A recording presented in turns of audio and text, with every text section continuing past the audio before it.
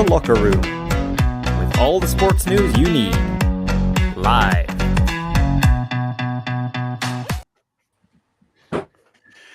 There we go. Well.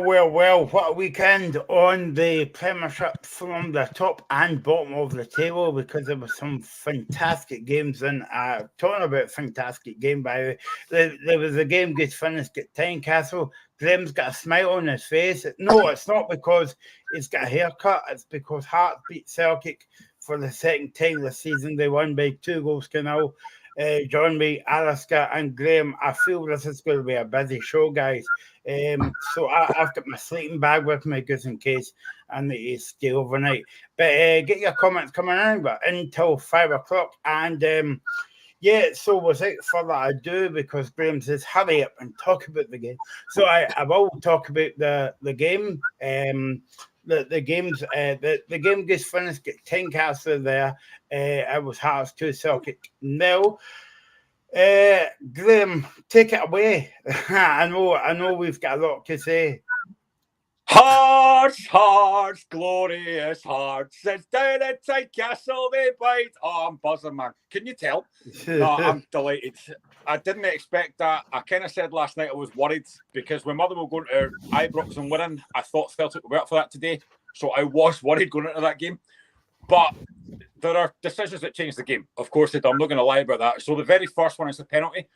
Yang and Cochrane come together. It's a coming together. It's never a penalty. When it gets given, the referee doesn't overturn it. But thankfully, justice is done because Xander Clark saves either penalty. It's not a great penalty, but fair play to Clark, he saves it. And then the big turning point comes a few minutes later. Yang and Cochrane again on the touchline. It's a high foot from Yang. Now, I know that you said before we came on air there that he's looking at the ball. Doesn't matter. He still catches Cochrane. Now, he gives the yellow card at first. He then goes to the monitor, comes back and gives the red card, which I think is right. And then after that, I'm thinking, right, Hearts have got to take advantage of this now. We've got to start controlling this game now. And I didn't think we did for the first 10 minutes after that. But they were starting to gain control. Weren't really looking at a lot, though. But we did start to gain control. We started to push a bit more further forward, which we should do against 10 men. The wide areas were a big thing as well. And then the biggest, again, turning point as well comes with the penalty. Again, we've talked about so many times the handball rule. I don't know what it is. I don't think anyone does. It is very harsh. I can't be biased and say it's a penalty because I think it's very harsh. Yes, Yang's arm is up, but he's not looking at the ball. You know, he's got his back turned. He can't see that. So I don't know how that's been given. Thankfully, it does, and George Grant scores.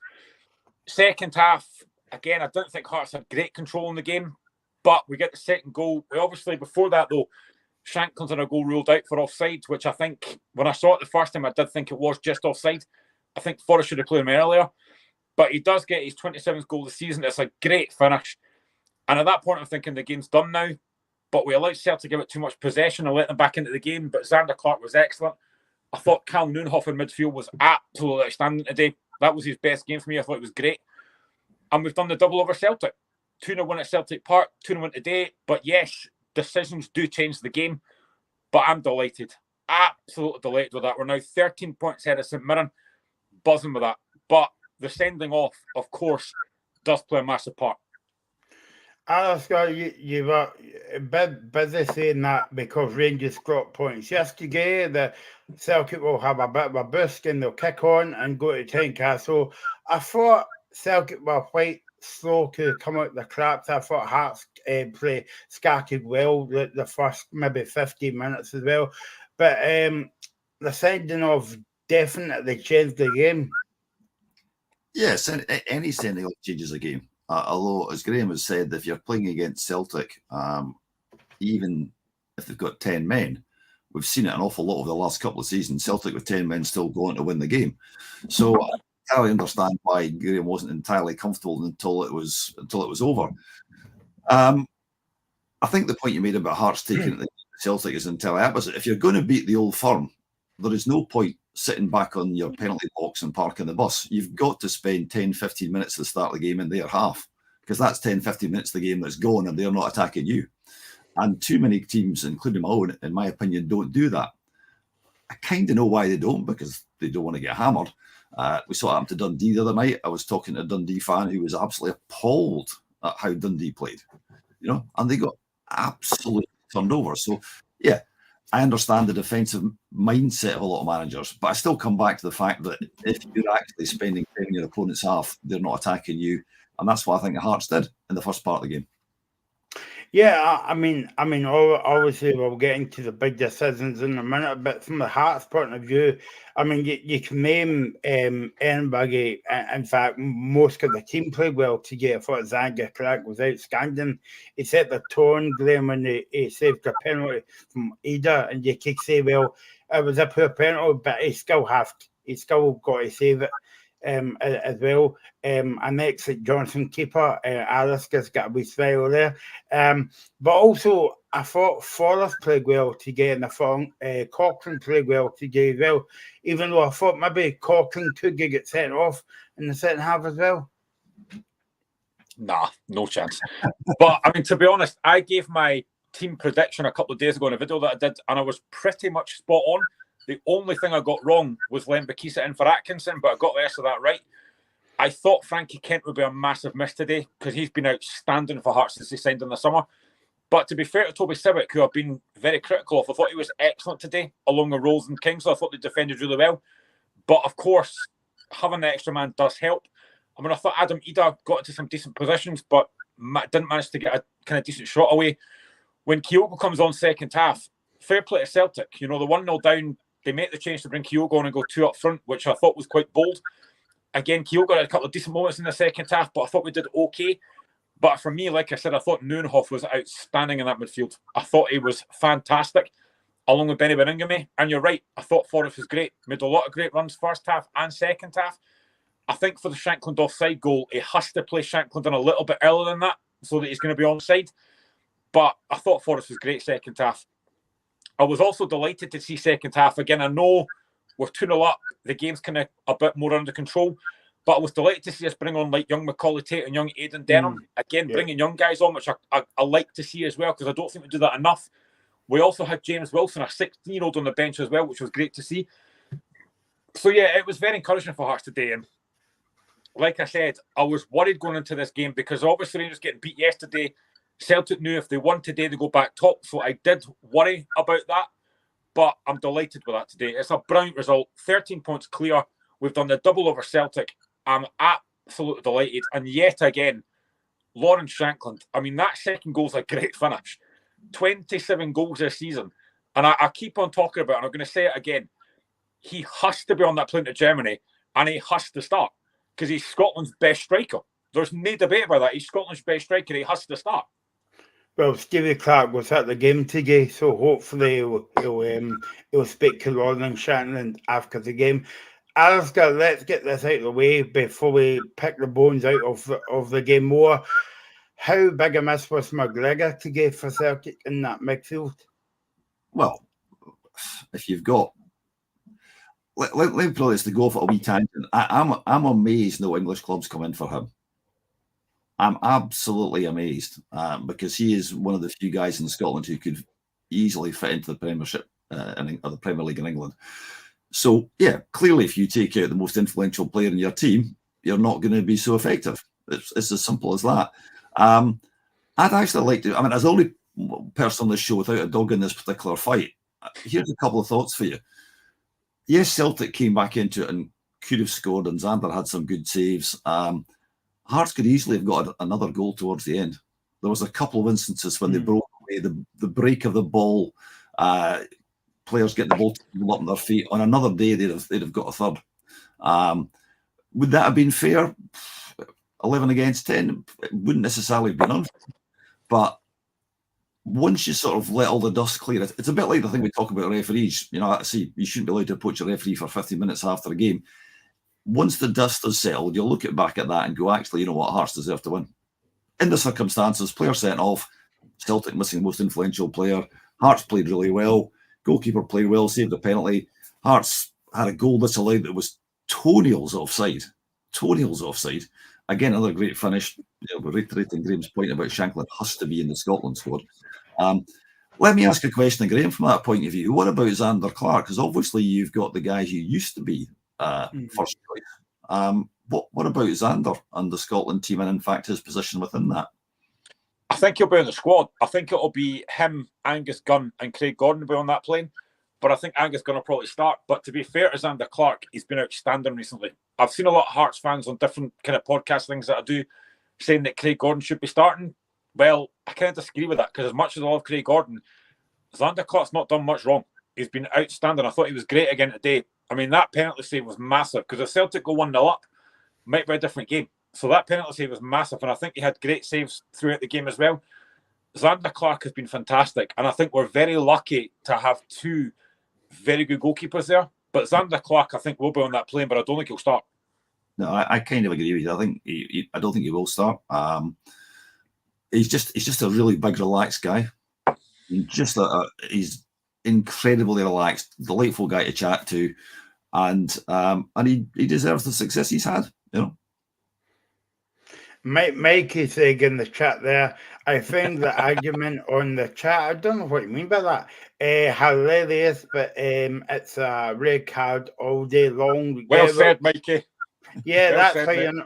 that's why you're not coming on the show now. Your contract is getting ripped up as we speak, and I will do it at 5:5 on the camera so you can actually see it as well. But I need to write it out first. But anyway, yes, let's get into that red card because I'm dancing about it in a kind of funny way. Just because I'm on Strictly Come Dancing this year. So, Graham, I know that you said it was a red card all day long. I know why you're saying that, maybe from a Hearts point of view. Alaska, I haven't spoke about this, as well, but I don't know what your take on it was. It comes back to the consistency thing. I saw somebody put up a post on social media showing an incident from a Celtic Motherwell game. It's very hard to tell from still photographs and things like that, so people tend to pore over these and analyse them. If it's consistent and referees say, right, okay, that is a red card all day long, every time it happens, we've got no problem. But we all know that sometimes it's not. And I've seen instances to Liam Gordon's shame, in my opinion, a game. In fact, it might even be against Hearts, I'm not sure, when he made out he'd been hit in the head by a boy's boot, which was high. The player was sent off, and then VAR actually overturned the decision. And it was right too. At the time, I thought Gordon had been kicked. When you saw it on the television, he clearly hadn't. It was very close to him, but he made out it had. Effectively, he was cheating to get the guy sent off. And therein you've got kind of the problem for referees, because in real time, the referee in that game thought it's a sending off, it's a red card. I'm not saying this applies to the Celtic Hearts game today, the Hearts Celtic game rather, but it's really hard for referees. And I've seen other instances where, players are not deliberately trying to take somebody's head off. I think that's the kind of difference. But it's the way the laws are couched. All the things I've seen on chats about this Hearts Celtic game, it's people with partisan views saying, this is wrong, I don't understand this, the law's ridiculous, etc., etc. And I've said on this show a few times in the past, the problem is fans don't know the laws. We just do not know the laws. So if you look at shots in isolation, dead easy to make a decision. It's interesting that the Hearts manager, I think, also said it was soft. Yep. He said that both the penalties were soft. The famous Willie Young story about soft penalties, don't you? No? Do you know that one, Graham? Yeah. I don't know. No, Willie Young, I'm not sure. It might have been Sandy Clark was in one of his many managerial roles was in Willie Young had given a penalty, and Sandy was berating him after the game and saying that was really, really soft. And he said, listen, Sandy, it's like boiled eggs. I'll take the swear words out for obvious reasons. It's like boiled eggs. Some of them are soft boiled eggs, some of them are hard-boiled eggs. Still boiled eggs.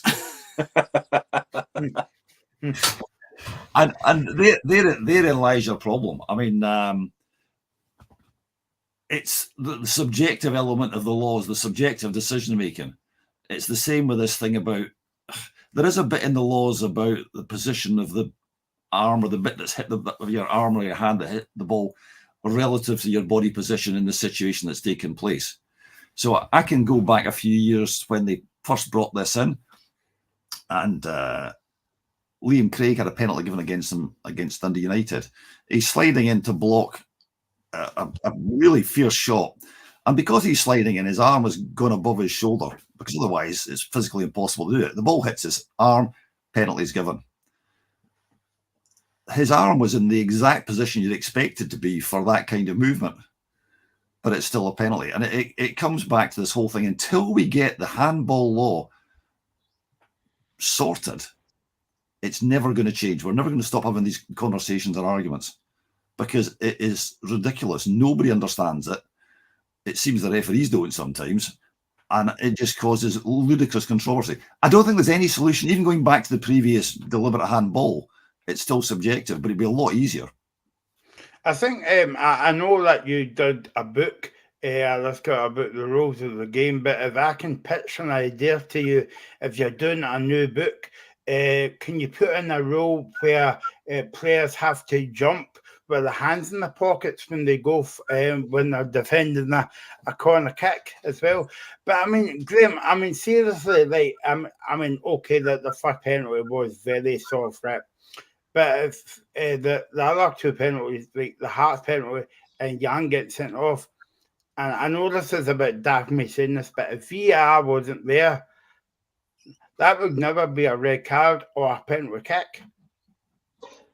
I'll give you two recent scenarios, right, in the terms of the handball rule. We've all seen it, right? Go back to the St Mirren Ross County game. Ryan Leake has his hand up. It's a penalty kick all day long. He's got his hand up there and it clearly strikes his arm. Now, that's a penalty all day long for St Mirren that doesn't get given.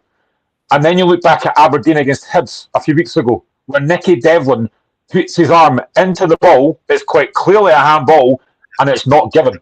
Now, how are those not penalties, but the one today is? This is what comes back to, as Alison, that we've said before, is the consistency. What is a handball and what's not? Because I think there was an occasion, was it last season, the season before? I think you might have mentioned this last week, actually, Michael. And I think it was Celtic again. I think it was Celtic again, where there was another one where it hit the guy's hand and he had his back turned to it. That was at Celtic Park, I think. Yeah. So there is so much conjecture of what's a handball and what's not a handball. But look at those two decisions I've just said there. The Ryan Leake one wasn't given. That's a clear handball. The Nicky Devlin one for Hibs wasn't given. That's a clear handball. The one today is given, but yet the guy's got his back turned and isn't looking at the ball. So how's that a penalty? There is no... The biggest thing that keeps coming back to is the lack of consistency. Nobody knows what a penalty is and what's not a penalty. But that today, I think, as much as I'm delighted that was given, as a Hearts point of view, it is very, very harsh. But there's just no consistency, and that's the problem. And I was watching the game, Graham, and I was saying, well, here we go again, because VR was introduced, and that was the first televised game. In fact, if Michael Smith was in my house today, I think he would say, "Oh, I wonder how I got away with that handball."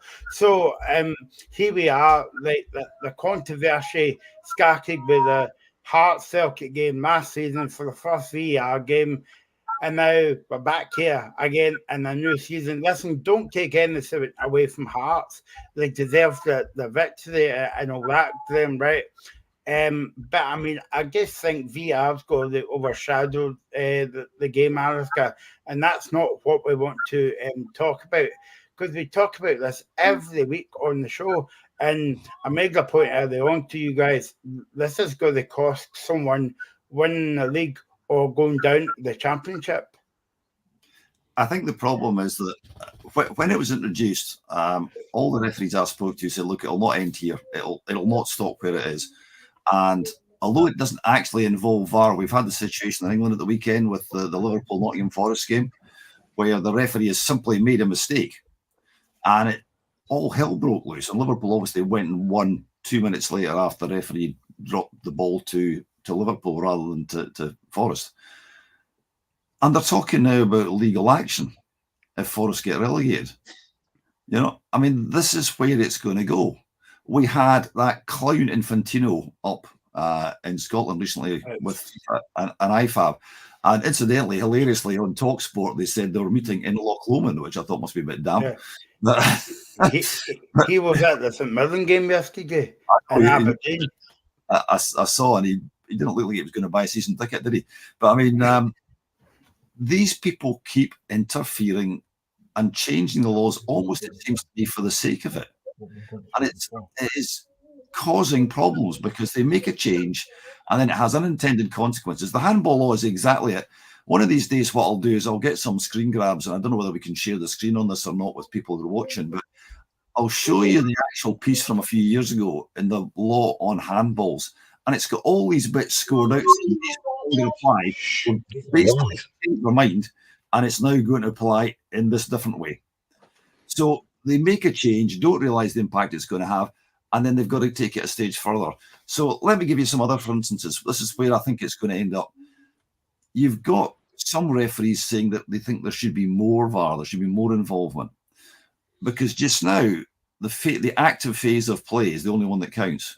But if something happened to the phase of play just before that, i.e. like the drop ball in the Liverpool Forest game, and it has an impact which could be seen to lead to a monumental consequence, the tens of millions of pounds it costs if you get relegated in England, then of course the lawyers are going to get involved. And that's not what football's about, I hope. Yeah, no, exactly. Let's come to the handball for the Hearts penalty, Graham. Where on earth did, I don't know where to start with this one, actually. I mean, do you now jump do you now jump with not using any of your arms? Because as soon as you jump with your arms and it hits your arm when you're in mid-flow or jumping, penalty. So what other way have you to jump? I mean, it actually comes off one of his own teammates and hits his hand. I don't know what he can do with that. You have to jump with your arms out. You can't jump any other way. So that's why I think it is very, very harsh. But, I mean, again, when the referee goes to the monitor, he's probably not going to change his mind, but we have seen it before where referees change their mind. But once he goes to the monitor and he's looked at that, he's going, well, that's a penalty. But again, it's so subjective, and I've said that numerous times. That'll get given this week, but then next week, men will get given. And that's where the problem lies. There is no consistency. They've got to sort this handball rule out because it is getting ridiculous. 1 week it's a penalty, 1 week it's not. And I've said that it is soft. It's like on Wednesday I said the Hibs one. The Hearts one's not a penalty either, I don't think, and I said that before. It just looks to me like they are looking for things to give. Rather than just letting the game flow, they're looking for things to give. And it is getting worse. But I think for me, the red card, it is a red card.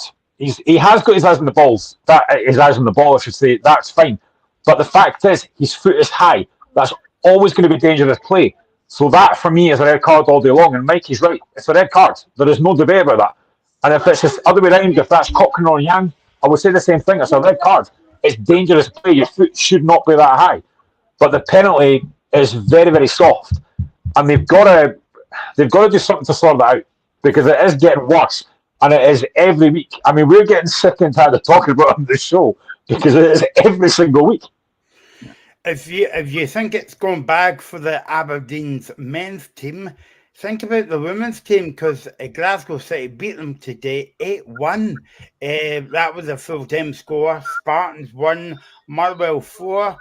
Google King for Motherwell. Celtic 4, Packet Thistle 1. 62 minutes gone in that game. Dundee United against Hearts. Monclose against Hamilton and Hibs against Rangers are all 4 o'clock kickoffs in that one as well. Alistair, I make a point when VR came out. Do you think it would help the officials to go full time? I don't think there's the money to pay them. I think it's as simple as that. I mean, yeah, you can look at England and say it doesn't make much difference there. I actually investigated the amount of money that officials get paid across different countries. Again, when I did the referee books only a few years ago, so it's still probably quite current. In some countries, they get paid humongous amounts, far more than in England, for example. England get well paid, but other countries, Spain, I think, off the top of my head, China, I think, as well, they get paid an enormous amount. Does it make any difference? Not really, no. Not really. I'd like to go back to your point, though, Michael, if I can. Your point about players jumping with their hands in their pockets. This comes back to this utter nonsense about your arms being in a natural position. The most unnatural position is your hands behind your back. And we all know that if you've got your hands behind your back and the ball hits your arm, it's not a penalty. That is just a non sequitur. It is an oxymoron of the highest order. There, your arms are in the most unnatural position, but it's not a penalty. I cannot begin to understand how intelligent people can't realise that this just makes the whole thing a mockery. And unless we change it, and it comes back to, again, the stuff I've seen on social media this afternoon, how can we change it? And I'm membering groups with some ex-players and with referees and things, and they all think the same thing. What other industry? How do we change it? And you talk about handball. Now, I appreciate that, we've been talking about Hearts and Celtic, but if you look at the most exciting game of the weekend, well, actually probably the least exciting game of the weekend, if you saw the highlights from our game against Livingston, there is a handball in that which VAR did not pick up. And it is, when you see it, and I'll be honest, at the game, I didn't actually see it. But if we're going to have VAR, then it wasn't. And it would have changed the game. So, again, what's the point? Duncan makes a comment on YouTube. Thanks for watching. He says the league will probably go down to the last game of the season. I want to go back in your point, Alistair, about the refs making mistakes, and it's obvious. And like some mistakes you've saw in the past, and you're thinking, why the hell are they going over to VAR? Because if you and me are seeing it in the house or at the game and we're miles away from it, the ref has got a better view of it. But he's still got to check with his best pal if the guy if it was a red card or not. But the point is this, Alistair, like if me and you were making mistakes at that in our work, we would have a P45 weeks ago. But these guys are making mistakes and they're getting paid big money. Yeah, well, they're getting paid about 800 quid a game, which is decent money, but it's still not good money, yeah. But that's not changed for a very, very long time. They've had very little pay rises. The interesting thing on mistakes and how referees are quotes punished. My understanding is that obviously they have assessors at the games, and the assessor. Some referees' careers are finished by mistakes. That does happen, not very often. But what I understand is that when they make a howler, they'll certainly be picked up on it. People will talk to them about it. But they are very, very reluctant, the referees' associations, to actually just say, look, you made a mistake, therefore you get your P45. And there's a number of reasons for that. One of which is we don't have that many good referees. That's an issue. And I'll come on to that again in a minute because there's a geographical problem there as well. We haven't got enough good referees. We haven't got enough referees full stop. So they really have to be very bad over a period of time before they actually get put way down, and demoted. And they are given support and encouragement when they make mistakes. They have sessions with other assessors to try and go over understanding why they made the mistakes. And I think fans don't understand this. This is why we need to let a little bit of light in on how referees actually operate. And the referees themselves don't help in some respects because a lot of the associations are fairly closed. And I understand why referees are reluctant to get involved because they're just going to get abuse. But understanding the position they're in, the fact that they do get a lot of help, they do get a lot of assessment, they do try and keep them the top ones at the top level as much as they can, because without it, we haven't got a game. And I'm just going to take this a stage further. I was talking to someone the other day who said that in some of the sort of regional lower levels of Scottish football, different leagues around about the country, they can't put games on because there's teams, but they can't get a referee. So it's really, really difficult. And I don't think I'm an apologist for referees, but what I think I'm asking for is a much better understanding of the problems they have. If you make a mistake consistently, you'll definitely get demoted. You'll probably still carry on refereeing. I can think of referees who had, I won't mention the name, but somebody who had an absolute howler, got demoted, went down, still referees, still loves it, but was a grade 1 official and a very, very good one. So they can, sorry, very long-winded answer, Michael, but they can get, not their jotters, but they can certainly get a slap over the wrist and actually got, told to go and play in the wee boys' playground for a bit. But we need more good referees, and there just simply aren't enough to do. I wonder, now I'm wondering if John Beaton will be put on the Celtic game next, because as you know, Alistair, the personal VAR goes into the next game, so whether that could be a Hearts game or a Celtic game as well, because I know that's the way it works, and I think that's back to the point that because we're very short on match officials in Scotland. Graham, I wanted to get your thoughts about Stephen Naismith saying that the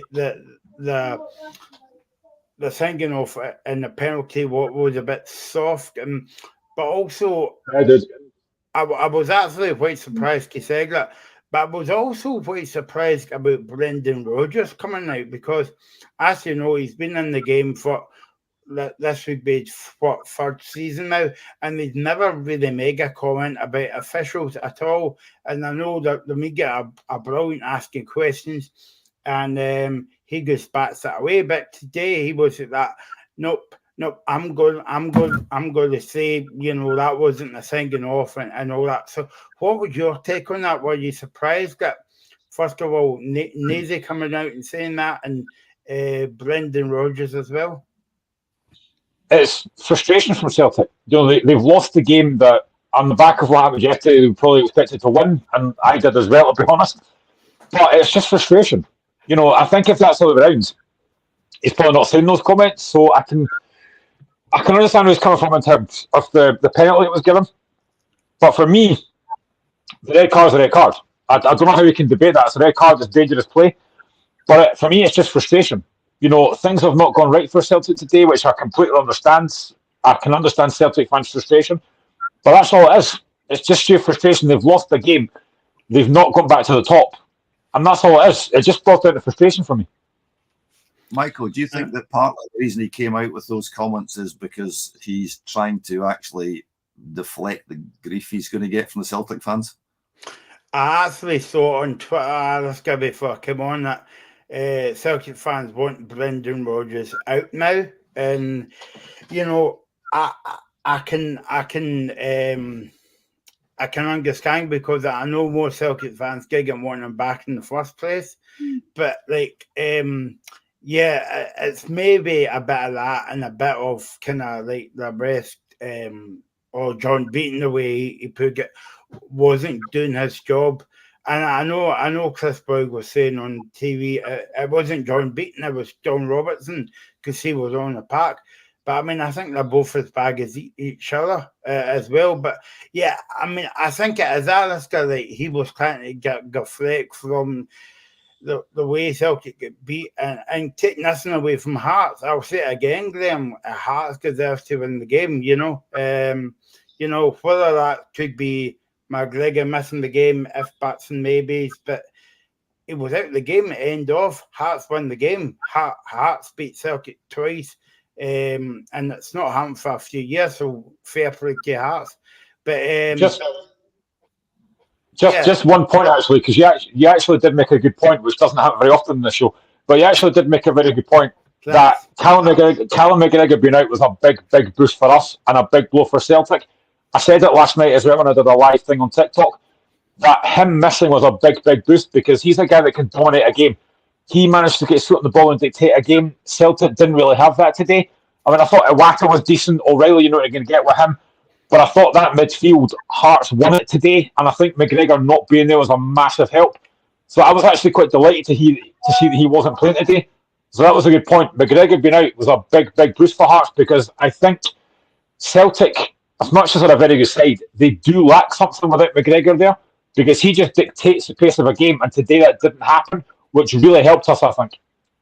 I know Hearts won the game today, Graham, and they overran Celtic. Okay, that Celtic were down to 10 men, but Hearts won the game.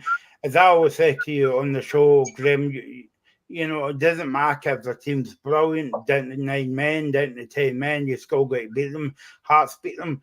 But Hearts needs to back that up now, Graham. Would you agree with me and go out next week in the Scottish Cup against Morton on Monday night and back out with a win? Okay, it's a different competition, but wins brings a bit of confidence, you know.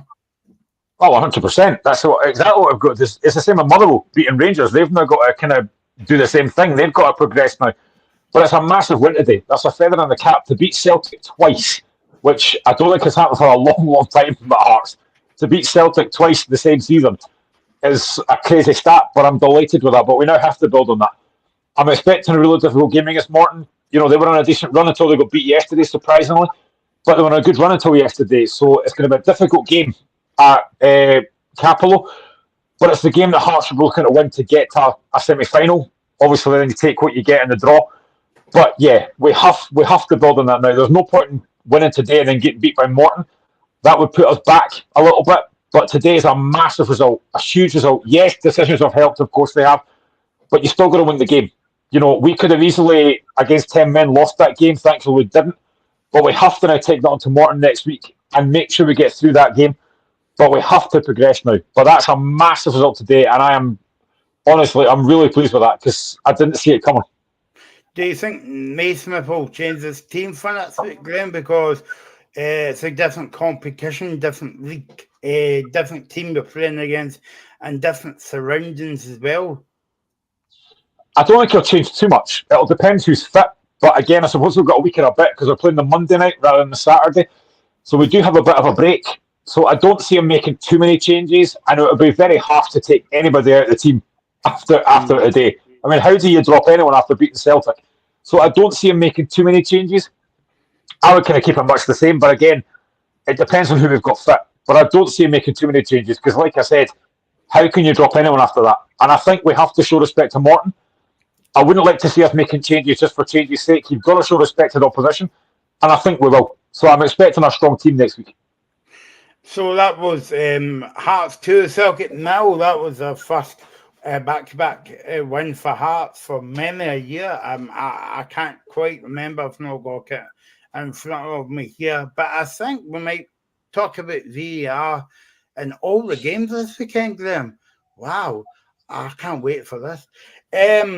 I bet you're glad you come on today, Alistair, to talk about VAR. And also, Alistair's, okay, he's new to the show, but we're going to speak about VAR at McDermott Park, so why Giggs Johnson will get a penalty for that. We'll come on to that as well.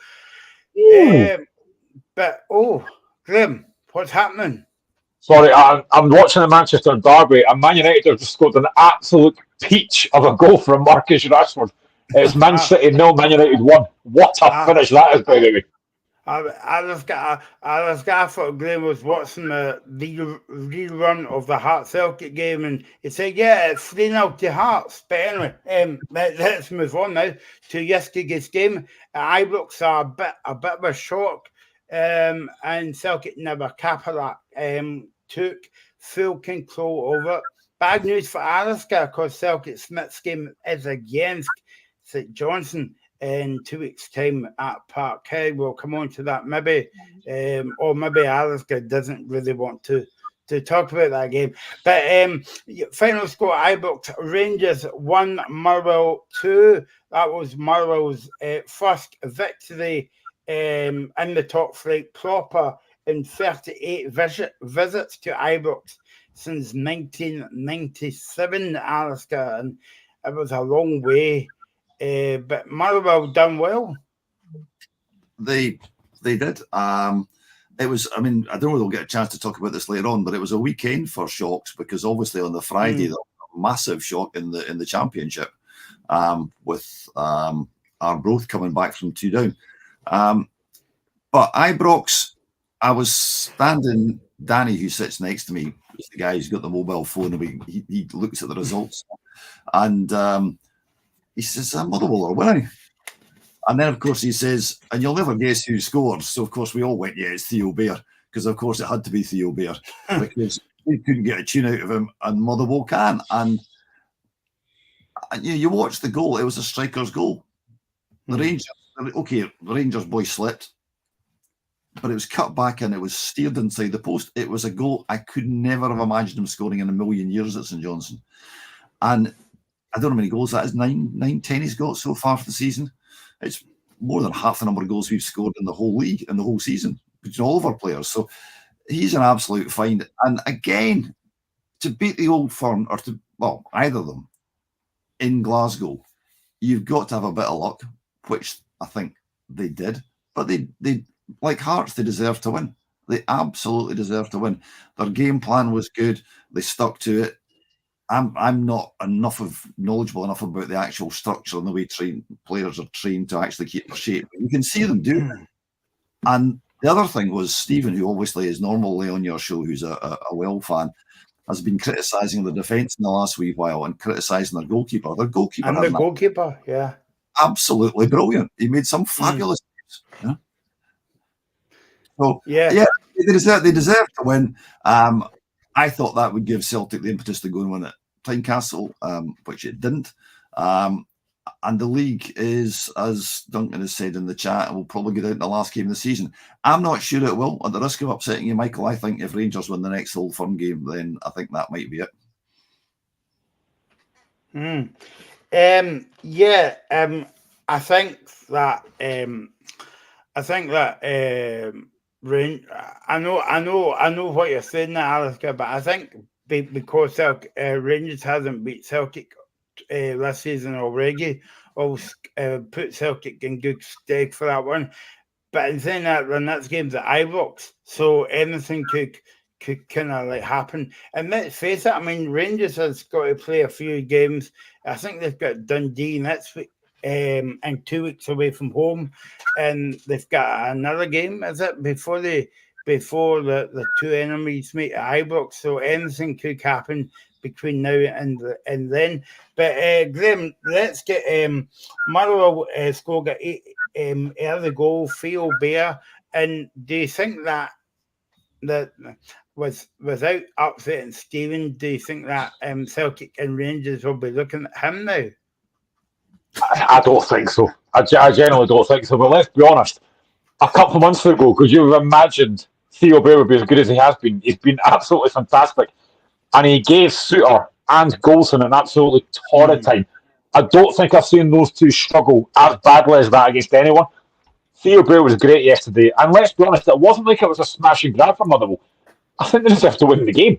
You know, it's not like they particularly sat back and defended. Yes, they had to defend, but they had a threat going forward. They could have scored 3 or 4 more yesterday. I mean, the stats favour Rangers. They had 31 attempts and they had 11 on target to Motherwell's 5. But the fact is, Motherwell had a threat going forward. Anytime they got the ball long, Theo Bear was on it. They were great last night. And the winning goal as well, fair play to Dan Casey. Although I did have to laugh at the Rangers commentator saying, there's a handball in there. Where? What are you looking at? Never a handball. But no, it was a great result for Motherwell and fair play to them. I mean, I think if you asked any bookie what bets they had on Celtic and Rangers both losing on the same weekend, it would be majorly high, because I don't think anybody would have seen that coming. Yeah, no, exactly. And before we get to Rangers go, and I think we might have to talk about VR when the Rangers go. I'm not very sure. Spittle's goal, Alistair, again, brilliant, and he's found another wave of form now. Yeah, I don't think Rangers will sign him either, but he'd be better bet than Bear. He's a good player. Simple as that. He's a good player.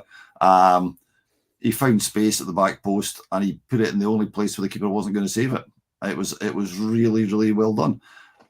And I think going back to Graham's point, yes, Motherwell did create other chances, and it reiterates the point I made earlier on. If you're going to beat the Old Firm, you have to spend time attacking them. You actually have to take the game to them when you can, because most of the time you can't. But when you can, you have a couple of minutes in their half. You extend that later on. You've got maybe 5-10 minutes. You get a couple of corners. And it just puts that doubt into their mind, because players are human. That actually maybe this isn't going to be that easy today. Rangers were going hell for leather out it. as you can imagine, me and all the guys I sit with at McDermott were just waiting for Rangers to get a penalty because that's what you do. That's funny, that, yeah. And the thing is, it's now become. I mean, I think even the Rangers fans that I know, and I'm friends with a few Rangers fans, and they take that as a well, most of them take it quite well, So, but the fact is that when you watch Tavernier's penalty, so I'm just dotting about the game as a whole. I think he's one of the best penalty takers I've seen for ages. I mean, that was unstoppable. It was impossible. No goalkeeper on the planet could have got anywhere near that.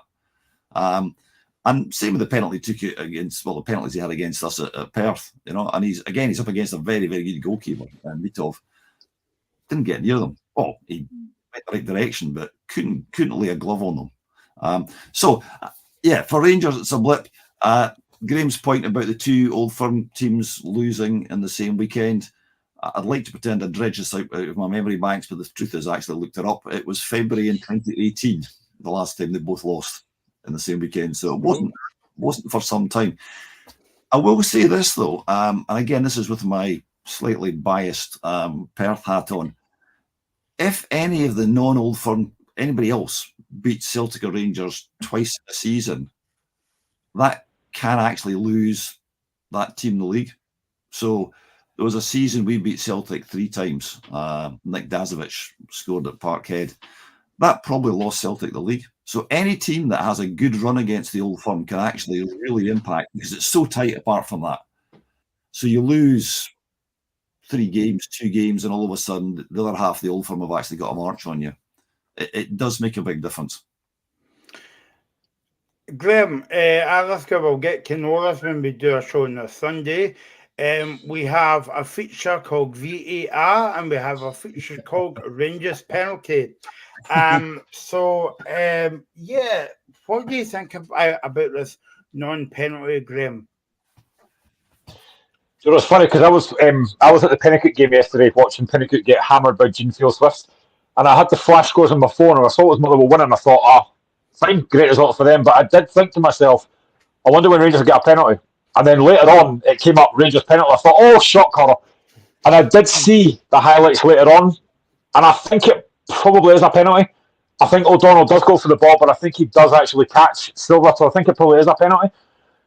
Again, it's one of these ones that people will say, but if that's on the end, that's never given, which I get. But I think it probably was a penalty. And fair play to Tavernier, sticks it really well. And at that point, you're thinking, well, that's it. Rangers will win this game now. But fair play to Motherwell. Like I said, they had a threat. They got the goal through Dan Casey. What a result for Motherwell. And honestly, I think a lot of folk, and I did as well, to be fair, said that the games might come down to Celtic v Rangers. Well, it's not. Other teams have now proved that they can actually take points off Celtic and Rangers. If they have a game plan, they stick to it, and the 2 Glasgow teams are not on it, then you've got a chance. Doesn't happen very often, but you've got a chance, and it's been proven this weekend. Motherwell have just taken points off Rangers. Hearts are just taking points off Celtic. So if you have a game plan and you stick to it, then you can actually get a result, and it's been proven. Yeah, and I think after the split, that's going to be particularly important, because you're going to have both halves of the Old Firm playing really hard games. Obviously, Hearts have got their next game against Rangers, I think, at Tynecastle. So that's going to be difficult. Anybody going to Kilmarnock is going to find it difficult, because Kilmarnock are a good team. St Mirren are on their day, again with the following wind and a bit of luck, are going to give you a good game. So it is going to be, I think Graham's exactly right. It's the point I made before. Other teams taking points off, if you're a Celtic fan, you're dreading losing or drawing, because you just think, what will Rangers do? I think this is actually going to be potentially one of the most interesting ends to the season we've had for some time. What was your take on the penalty, Alaska? At Ibrox? Ibrox, yeah. I agree with Graham. I think it probably was a penalty. I think it probably was. If it was given against my team, I'd be like all football fans. No, it isn't. In the cold light of day, yes, it was. But here's a thought for you. If it wasn't in the box, what would have happened? Would a foul been given, or would it just play on? I think a foul would have been given. Yeah. To be honest. Yeah. Okay, no, fair enough. It's those kind of things. I mean, there's incidents where you look at it and you think that's never a penalty, and then you see it back and you actually go, you know what, it was right. And I come back to a point I've made before, talking to you guys. I've been in bars with former top level officials, and they watch a game on the telly and they see things which we just don't see. That they're so much more attuned to what's going on, and the little, he got the ball first. No, he didn't. And you see it back and go, yes, he did. That doesn't mean they're always right. But anyway, it was a penalty. Graham, it was just one of these games for Rangers because I had millions of shots at goal. Tavernier, Silver, Raskin had the bar, but it didn't really go in. And you're thinking, well, was it 8 minutes? Aggie going at the end of the game, and you're thinking, well, Rangers surely they might come back and get a point here, but no, Motherwell held out, and maybe that's why Stephen's not here today. They done well and get all 3 points. I mean, honestly, it frustrates me at times because I just think to myself, why could Hearts not have done that last week? We go there and get absolutely hammered after half an hour with 3-0 down. Why could we not have done that last week? It just goes to prove that it can happen. Like I said, if you have a game plan, you stick to it. The other team doesn't have a great day. It can happen. Hearts didn't do it last week. We did it today, thankfully. But fair play to Motherwell. It's a big result. And, they are now pushing for that top 6. And given the fact they had that horrendous 15-game run without a win, it is incredible that they could actually be in that top 6. And I wish Stephen was on today because he'll be buzzing after that. But honestly, I don't think anyone saw that result coming because after Rangers hammered us last week, they then go to a very difficult venue on Wednesday and beat Kilmarnock by 2-1, and you're thinking, well, they'll probably hammer Motherwell. But it just goes to show that's why I love football, because it's so unpredictable. You just don't know what's going to happen. And fair play to Motherwell. It's a massive, massive result for them to go there and win that game. And like I said, it wasn't like it was a smash and grab. I think they've deserved to win the game. So fair play to Motherwell. It's a big, big 3 points. I think me and Alice was hoping that Stephen would be on to say the man of the match yesterday from Motherwell was Liam Kelly. Alice, I thought he had a brilliant game. He did, and he's not. I mean, I obviously don't see him as often as Stephen does, but I mean, the game at Motherwell, he basically sold the goal for them, and he's clearly not had a good couple of months. But he's obviously clearly a good goalkeeper. He made some really, really good saves yesterday. He did what goalkeepers do. Goalkeepers keep your team in the game. And if he was playing like he'd maybe played a few weeks before, he probably wouldn't have saved all of those. And that's the difference that the goalkeeper makes. And it always amazes me that players get absolutely howled down by fans when they make a blunder, because it's so obvious. They drop a ball or they miss a cross and they get pelters. Xander wasn't immune from that at Saints because he didn't come off his line very often, partly because he mainly had Ando and Fraser Wright in front of him. Well, that was more Alan Manus, to be fair, but he usually had decent defenders in front of him. But he would get pilloried for making mistakes. Strikers clean through on goal and misses. You can actually see it in the Hearts game towards the end, one of the chances at the end. I'm not sure who it was. When the guy's smiling because he knows he's not taking advantage of it, and that's acceptable. Fans don't howl abuse at strikers for missing sitters, but they do with goalkeepers, and that's why I think Kelly was getting more pelters than he actually probably should have done. I wanted to ask Alistair actually, because he's seen more of him than I have. But I mean, obviously Theo Bair was at St Johnstone, didn't do that well. He's now beginning to bang and goals from Motherwell, which is mental. What do you think the difference has been with Theo Bair? Because, like I said, a couple of months ago, I don't think anybody would have seen this form coming. So what's the difference between him at St Johnstone and him now? Well, I know how much money St Johnstone paid for him, which I'm not going to divulge because it's confidential, but it's like you would not... I was talking to somebody at the club a few weeks back and they said they'd hardly ever seen such a bad player. He was shockingly bad. He was low on confidence. I saw the goal he scored against Kilmarnock, the only goal he scored for us. It was a good finish. The rest of the time, he was just dreadful. He made the wrong decisions. when he did score that goal against Kilmarnock, the relief you could see, even though it was a consolation goal, was off the scale. And and the Saints fans wanted him to succeed because he's a big, powerful guy. He's quite fast. He could head the ball for us. If he was in a position to shoot, he'd screw it past the post or he'd miss it sometimes. And I do not understand. You had, Callum Davidson as his manager. Callum was a first-class international defender. But you had people like Stephen McLean there, really intelligent forwards who you think would be able to help him improve his game. Somebody at Motherwell's obviously done that. And again, it's confidence. Once you start scoring, he gets better. I cannot begin to explain it. No Saints fan looks at that player and goes, that's just not the same guy that we signed. How has it happened? And it must be something that Motherwell have done. And that's an indictment on the management of St Johnstone because they couldn't get those goals out of that player. He clearly had the potential. I've told you on this show before that Nick Dazovic told me that he would take time to settle into Scottish football. That's what's happened, and Motherwell are now bearing the fruits of that.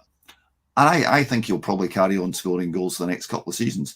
He's not a top range striker. He misses too many. He's not great in the air for his size. But he'll probably get you a dozen goals a season. And most clubs would bite your arm off for that. Could you see Theo Bair, because I got asked this on a live thing I did yesterday, could you see Theo Bair maybe going to like an English Championship side? Or is that maybe not? No, not in a month of Sundays. Let's be honest. I mean, a lot of the top players in Scotland are only going to Championship sides. And I know he scored goals. Unless he actually carries on in a similar vein and scores a barrel load more goals the next couple of seasons, in which case, yes, they might. But I would say, how many Scottish players, we talked about Cal McGregor earlier on, he could go to the Premier. John McGinn, quality player at that top level. We just do not have the same number of our top players going down to England playing for the top clubs. Man United, Everton, all these the big clubs, 60s, 70s, 80s, 90s, they were full of Scottish players. They're just not now because, I'm sorry, our football is so far behind theirs financially, we can't afford. We haven't got young kids coming through the same level because there's not the same infrastructure. It's an indictment's putting it a bit too strong, but it's where Scottish football is. Theo Bair is not up to that level in the Championship. If he was, somebody would be buying him at the end of the season, and I can't see that happening. Graham, I said this on the show a few months ago as well. Do you think that teams the likes of, St Mirren, the Hibs, even St Johnstone, to a certain extent, will be looking at like Motherwell and Hearts this weekend and say, no, we're going to stop going to Ibrox and Parkhead and parking the bus. Let's have a go and let's see what happens. I've said it numerous times. I would rather my team gets beat having a go than sitting back and defending get beat anyway. Because what's the point? You're going to get beat anyway. So why not have a threat going forward? Which is exactly what Motherwell did yesterday. They got the ball over the top to Theo Bair, which really helped. But I honestly get annoyed at my own team when we go to Celtic Park and Ibrox and sit back, because I think, we're the third best team in Scotland. Why are we not going there and actually competing? And we've proved today, I know it's a home, different game, but we've proved that we can do it. We went to Celtic Park and won the game. So it can be done. And it annoys me that we don't do it more often. At the end of the day, it's 11 against 11. Yes, those 11 players might be better than you've got, but why not actually just have a go? Because look what can happen if you actually do it. What Motherwell did yesterday, it's proven it can be done. And it does frustrate me at times that it doesn't happen enough. If you're going to get beat 6-0, and you're not as well just having a go and getting beat 6-0 rather than sitting back and defending for the whole game, for me, I get annoyed at my own team when they don't do that. I mean, St Johnstone came to Parkhead early on in the season. I don't know if you were at the game, Alistair, but you nearly beat Celtic. Stevie May coming off the bench and they missed a cracking chance to win the game. And I think that was towards the end of the game. Well, I wasn't at the game for the simple reason there's an event that my wife and I go to in the Highlands at that particular time, and so we were. There's a wee story on this. I didn't want to know the score, because you tend not to because you think you're going to get beat, right?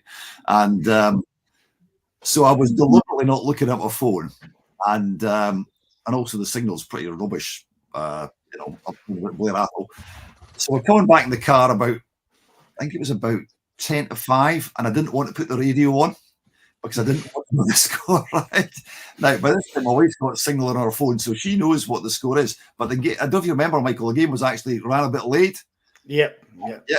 So I'm desperately, I'll put the radio on now. And she said, no, don't. don't put it on yet. So we eventually put it on and discovered it was a draw. Anyway, that was a very going off a wee tangent there, Michael. But I entirely agree with Graham. And the fault, the problem is two reasons why it doesn't happen. And they're interrelated. The first one is because we've got far too small a top flight league, and therefore the club owners are petrified of relegation and the financial cost. The managers play boring defensive football because they don't want to lose their jobs, and as a result, you get rubbish games. If you go, again, just another wee story, and apologies if I've repeated this on a previous occasion. When we played Lask in Europe a few years back, and we had Gordon Whitelaw with us. Now, Gordon Whitelaw, I doubt any of you guys will remember, in the top 50 all-time Saints greatest players, scored 70-odd goals for the club, came from Partick Thistle, lovely man, scored the third goal against Hamburg in the best game that St. Johnstone played. Anyway, we get beat, and I turned to Gordon and said, your team would have beaten them, wouldn't they? And he said, I don't know. He said, they're pretty good, the Austrian team. But he said, we'd have gone about it in a different way. And what he meant is we'd have tried to attack them because we had Hall and Connolly and himself and Jim Pearson and people like that and Kenny Aird. We'd have taken the game to them and we'd have tried to beat them by scoring more goals than them. And that's, I think, Graham, I could not agree more. Fans do not, they'd much rather see the team having a go. Because apart from anything else, you might actually score a couple of goals. You might get beat 4-2. But at least you're going away not having got a crick in your neck because all you're doing is looking at your own penalty box because you're defending for 45 minutes. Sorry, that's good. But do you think if you and Graham was going to Parkhead or Ibrox today, then if the team's defending for the whole 90 minutes and you're paying good money to get into Parkhead and Ibrox, I don't know what it is to pay for one ticket to the game. That I wouldn't imagine it's cheap anyway.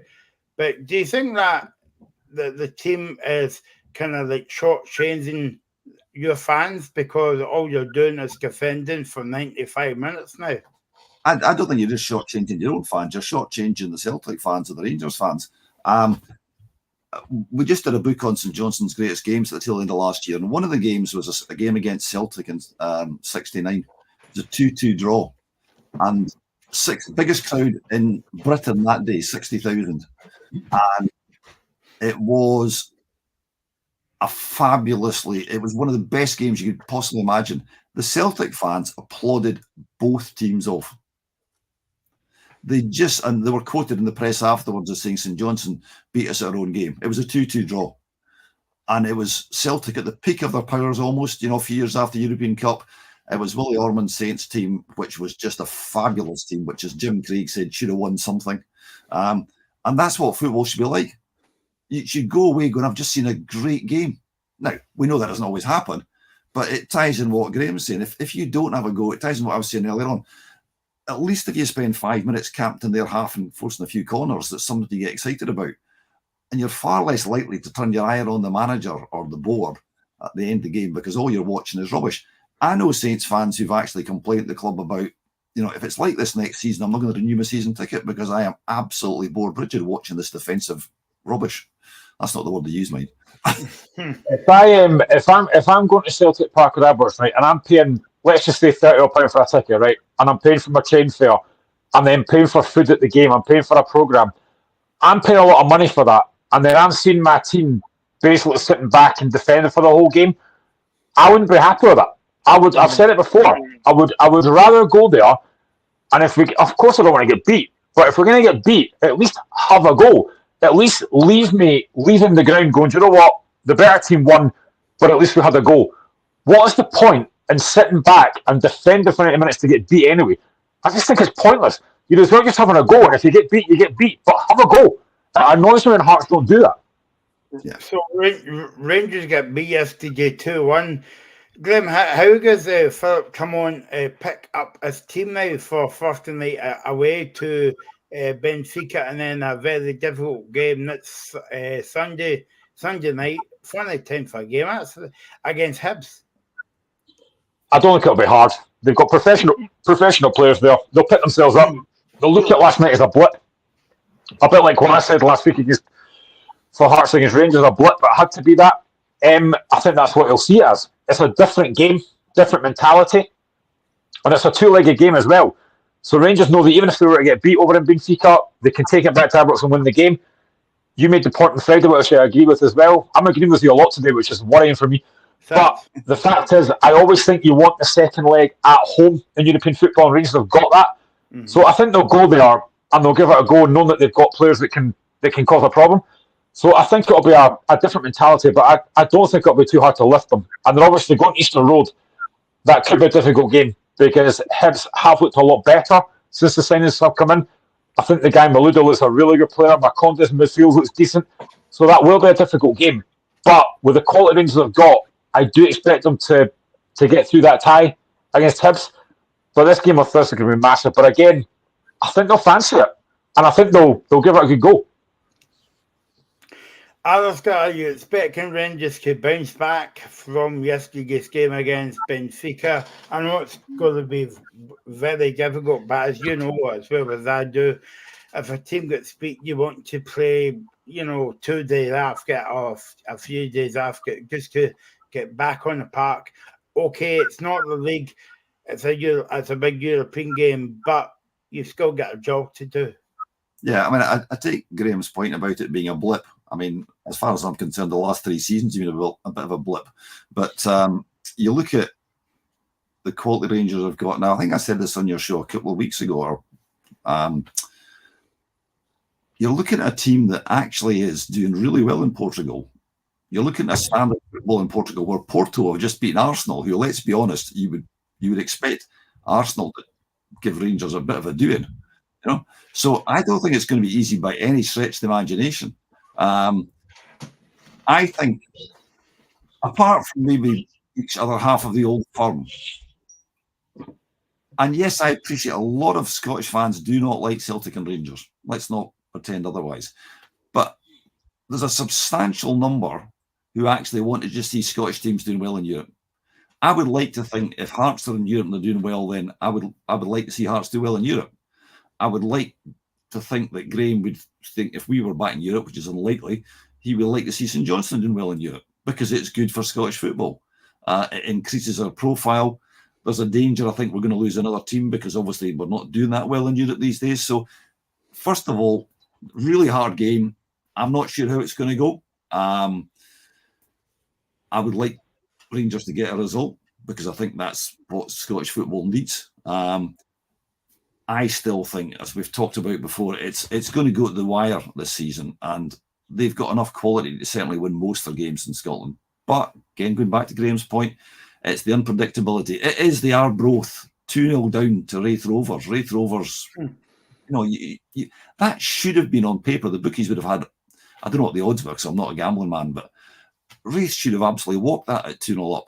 The odds on losing a game if you're 2-0 up, there was research done in England, right? They looked at over 1,000 games.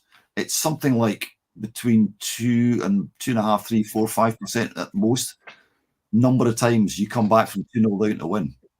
So for Arbroath through that was fabulous. And that's what makes football brilliant. So I think we're going to see a wee bit more of that. Again, as we've talked about over the last wee while.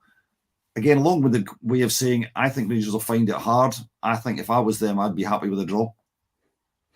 Just to back Alistair's point up there, Graham, we did want St Johnstone to win against Galatasaray. It was a tall order because we did the show and we couldn't believe how how much the St Johnstone fans came out to that game. It was brilliant to see a full house, but I don't know where they went after that game. They must have went away for a pie and they must have forgot the way back to Dimmock Park as well. But it was good to see. So it was just to back your point up there. Back to the point up there, Alistair, that we always like to see the Scottish clubs doing well in Europe as well. Graham, do you think that the Rangers fans will learn a lesson from some of the players yesterday? I'm thinking about Tavernier. I'm thinking about Golson as well. I saw something on social media from a Rangers fan saying that Golson's basket. It's funny how when they were winning 5-0 against Hearts last week, they didn't come out and say that. But as soon as they get beat, it's like, oh, he's past it as well. But I mean, what I would say was he's a good servant to Rangers. You know, but where do you stand in that one, Graham? Do you think fans are just going over the top a wee bit? As football fans, we're all sick when our team gets beat. We start moaning about everything. We start moaning about players, officials, managers, pies, everything. But I think Golson's been a great servant, and he had a bad day yesterday. It happens. Like I said, Theo Bair ran him and Suter absolutely ragged yesterday. He just had one of these off days. But overall, Golson's been a good player for Rangers. It just wasn't his game yesterday. But he could be outstanding in Benfica on Thursday. That's just the way football goes. But like I say, when you get beat, the toys go out the pram, and things start getting said that, you know, it's what fans do. We've all done it. I've done it. You've done it. Alice has probably done it as well. It was just a bad day at the office for Rangers yesterday. But I don't think Golson's anywhere near as basically saying, oh, he's had his time, now it's time to go. I don't believe that at all. It was just a bad day yesterday. That's all it was. Talking about bad days, we'll go on to speak about Aberdeen in a wee minute. But Graham will be quite happy because it's 6 minutes on the Women's Premier League game against Dundee United. And yes, Graham, it's 1-0 to Hearts. 6 minutes gone. Final score from early on, Glasgow City 8, Aberdeen 1, Spartans 1, Motherwell 4, Celtic 6, Packet Thistle 1. As I said, Dundee United 0, Hearts 1, Montrose Mill, Hamilton 0, 6 minutes gone on 7 minutes gone, sorry, on that one. And Hibs against Rangers, it is a 4:10 kickoff in that one. So we'll keep your eye, our eyes, sorry, across all the games. Yeah, okay. So talking about a bad day and a bad time for Aberdeen, and I don't know why Neil Warnock came up to Scotland for. Certainly wasn't a busman's holiday. Anyway, Alistair, they were 1-1-0. At the end, you got getting beat 2-1. Well, again, as I was saying earlier on, I mean, turning to Danny with the mobile phone, checking the scores, and he goes, Aberdeen are winning, you know, and we thought, okay, I mean, they can't keep on losing and drawing. Surely they're going to turn it around at some stage. And then, of course, right towards the end, because we thought Aberdeen were, you know, you keep an eye on the scores as you're going, particularly when the game's as riveting as ours was yesterday and there's nothing else happening on the pitch. So we genuinely thought, wouldn't have equalised. That must be a real sickener for Aberdeen. And then, of course, they go and snatch it. And I didn't realise till I saw the highlights that actually I think the 90 minutes were up when they equalised. And then they get the winner. And at that point, you just think Aberdeen world collapses. And, of course, it's on the radio because the media, the broadcast media, with apologies, I know it's your profession, Michael, they love this stuff. I mean, the vultures are, the sky goes black with the vultures circling around the sort of, well, it's not the corpse yet of but you know what I mean. There's a huge amount of people who want to say, I told you so, this guy knows nothing at all about football, he's got no interest in Scotland. That's not true as we regularly. He'll stop placing Demean, I think. But Alistair,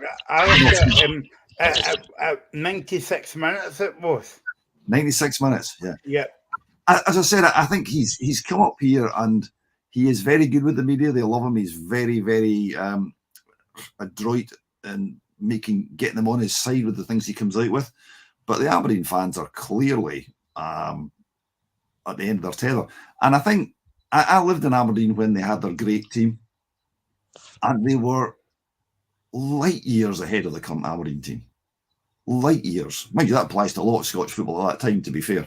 And it's really frustrating because they've got a big support. It's not like St Johnstone, where you've got a couple of thousand people who are disaffected and shouting abuse. You've got 10, 12, 13, 14,000 people, and that makes it worse. And it's a really rich, prosperous part of the country, as you know, so everything's going for it. They're not going to get relegated. I would be amazed if they get relegated, but they're going to have a sticky time until they actually win a game. And I'm not sure who their next game is against. I have a feeling it might be Ross County. We'll have a quick look here. Quarter-final against Kilmarnock. Yeah, sorry. Yeah. But in the Premiership, the next one's Dundee at Dens. That's a hard game. Dundee are a good team. You know, so I think Aberdeen, it's loss of confidence. They've got some good players there. You know, they've got one of the best strikers in the league. Most other clubs would bite your hand off for somebody of that quality. And the whole thing is, it's a club that's in disarray and falling apart as far as I can see. What's your thoughts about Alaska? I know me and Graham and a couple other, Dave has spoke about this on the show before. Neil Warnock coming to Aberdeen, a big pull, even though he said in his press conference he would have wanted to manage in Scottish football years ago. Well, my answer would be to that, well, why did you not come up here 5 years ago then, Skigger, when you're, in your 70s as well? Also, should the Aberdeen fans not be looking at Dave Cormack here as well? I think they will, because ultimately the person who appoints the manager is the person who owns the club. He's the guy who calls the shots. A lot of people say it's the board. Now, it depends. If it's a fan-owned club, then it's slightly different. But when you've got a situation like you have at Aberdeen, then there's one guy whose opinion counts. And he's made some poor decisions. They've turned out to be poor decisions. I'm sure he made them for the right reasons. He thought they were going to be good managers. The reality is only one manager is going to win the league. That doesn't make the rest of them bad managers, but there's a lot of pretty average ones. I mean, we've got a manager just now at St Johnstone who on paper is, Graham knows what he was like at Hearts, He's been the Scotland international manager. But you'd be pushed to find a lot of Saints fans who are really enthusiastic about him. So it's really hard. Trying to answer your question more directly, why did Warnock come to Scotland? I think he had an opportunity. I think he probably did want to manage here. He doesn't need the money now, I'm sure. He must have made enough money over the years. I think he does have a genuine affinity with Scotland. I don't know if you guys listen to... He's a Morton fan, yeah. He comes up, he watches Morton. He obviously is not somebody who is just, never crossed the border. So to that extent, I don't think you can hold that against him. But he's come into a club where they were doing badly, confidence is down, and he's not able to turn it around. A good manager would turn it around. I'm not saying he's not been a good manager, but, just because you were a good manager in the past, at some stage it will catch up with you. There's very few who sustain it through an entire career.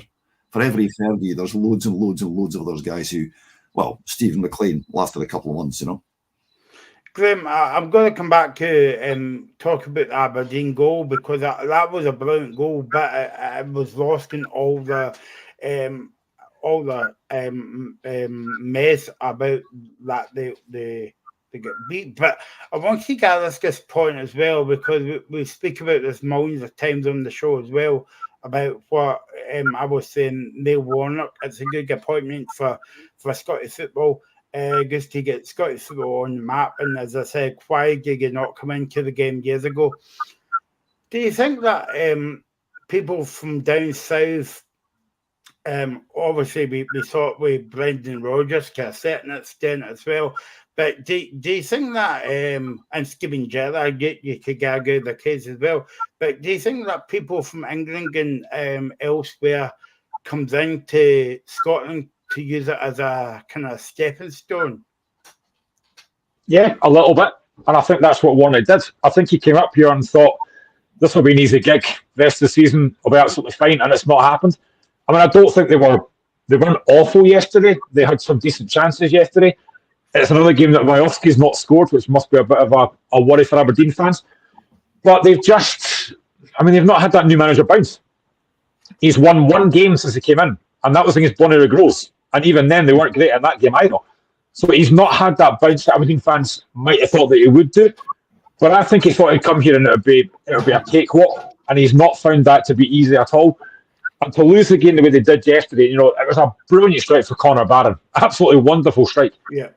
But to lose the game the way that they did is an absolute shocker. Even if they'd have been gutted if they got a point out of the game. But to lose it the way they did, and it is so poorly defended as well.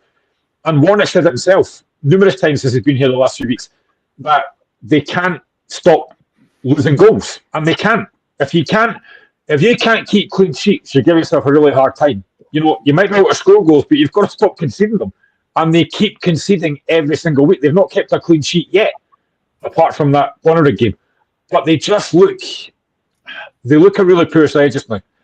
And if you're not conceding goals, you're going to give yourself a hard task. And at the moment, I said on Friday as well, I don't think it helps some of the stuff he says in press conferences.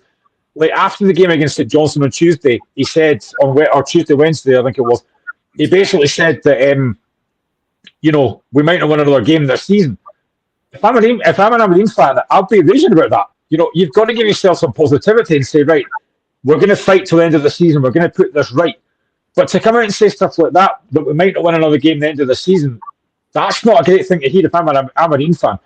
They just look devoid of ideas. They're conceding far too many goals. And it just looks just now, I don't think they'll get relegated. But right now, they look a very, very poor side. And like I said, to lose the game the way they did, it was a penalty. I've got no doubt it was a definite penalty. Marco Hanna puts it away really well. But at that point, if you're Aberdeen, you should be thinking to yourself, right, let's just take the point, get up the road, take the point, and get out of here. To lose that the way they did is an absolute joke. And I'd be furious if I'm an Aberdeen fan. And then last night as well, I don't know if you saw it, but Dave Cormack went on Twitter last night. Now, a lot of the stuff that he said, it was pretty standard, to be honest. It's, we know things aren't going well. People always talk about why don't we only do this when we're winning and stuff. Does Dave Cormack really need to go on Twitter and spout these kind of thoughts? For me, I think that's a wrong decision. You've got to get your in-house sorted just now. And I just think there are so many problems with Aberdeen just now. And, Neil Warnock is not having that effect. I've seen some fans say Warnock should be sacked. He won't be. He's only here a short period. He's not going to get sacked. If he was to get sacked or he walked, who would come in to take the last few games of the season? And again, Michael, I think you're right. Dave Cormack's got to take the blame because his last few managers have failed miserably. And this one, where I said it would be box office, is not working. And it's been a massive failure again from Dave Cormack. Alistair, before we get to our new feature on the show, was it a penalty? Was it not a penalty?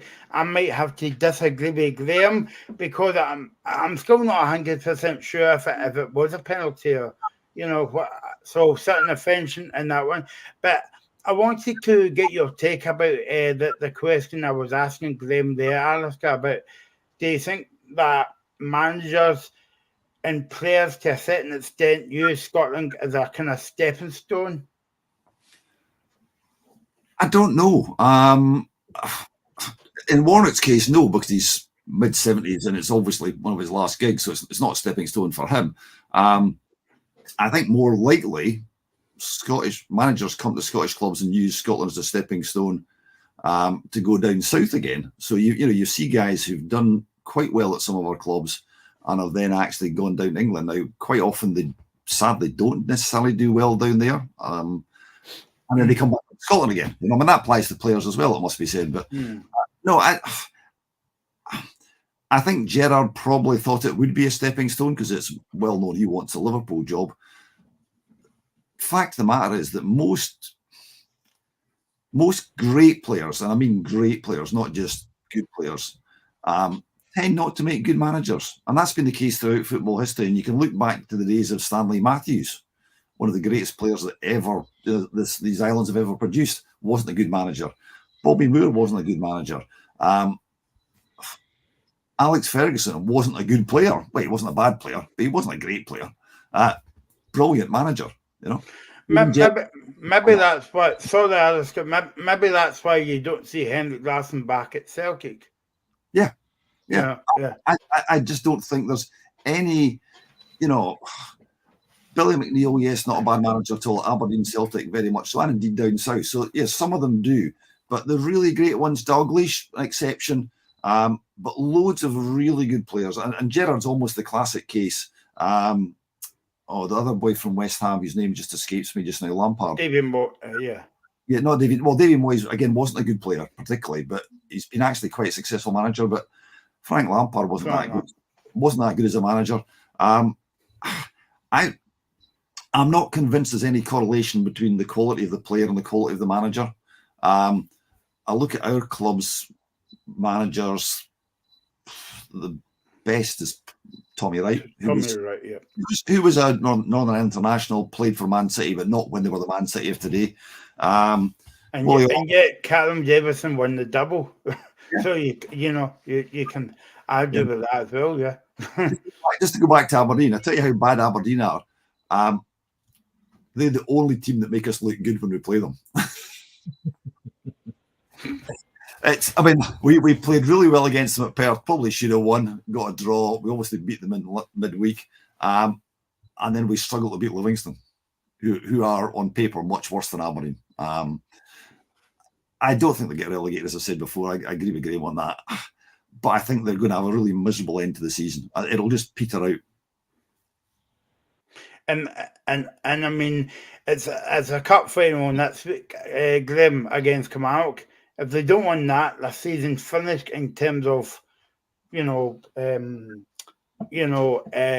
the cup competitions. But I think the main aim is in the division, and I think all the Aberdeen fans, including our contributor Paul Donaldson, would be glad Livingston so bad this season. Yeah, I mean, cup football does give you a different opportunity. It takes away from the kind of the league and the struggles that you've got. Aberdeen will be up for it next week. They have to be. I mean, I think Aberdeen fans will be worried next week because they're up against a very good Kilmarnock side, and that's such a difficult game to call next week. I know we'll be on the show next Friday, but that's such a difficult game to call.